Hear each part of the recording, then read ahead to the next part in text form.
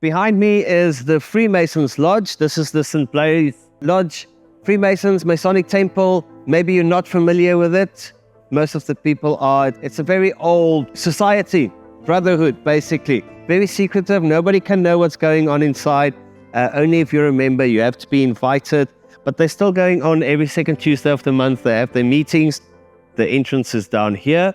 You'll see the building has no windows at all. It's been closed off. It was built that way because of this secrecy. Nobody must know what's going on in there. The gutters itself, those are the original gutters. They're made of cast iron. One is here. There's one in the middle that used to be there, but that was unfortunately stolen and sold for scrap metal. But the rest of them are here, fortunately. Also where the name plumber comes from. Plumber, or in Afrikaans, our local language here, we call it loodgieter.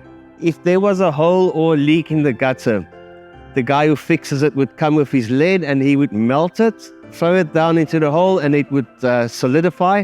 And that's where the word plumber comes from. We'll be moving on to the next stop, which is the Green Door Guesthouse. So here we have the Green Door Guesthouse.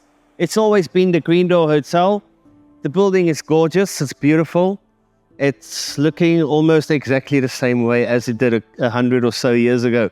The only thing that's not part of this building or original to this building is all of these white railings. They are replicas. It's not the originals. The originals were cast iron. What happened to them was about 52 years ago, 1970, the owner died and someone bought the building out of the estate at a very cheap price.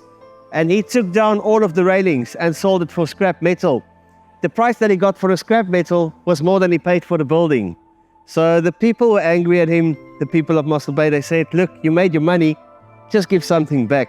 And then they looked at old photos and they recreated the railings and made replicas of it. So as far as the building goes, everything original except the railings.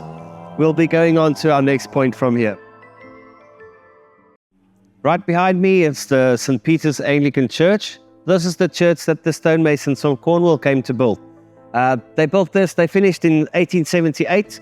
Took them 2 years to build this building. It's astonishing, it's a masterpiece. 2 years is pretty fast for that time. The main building, they started with that and they finished off with the tower.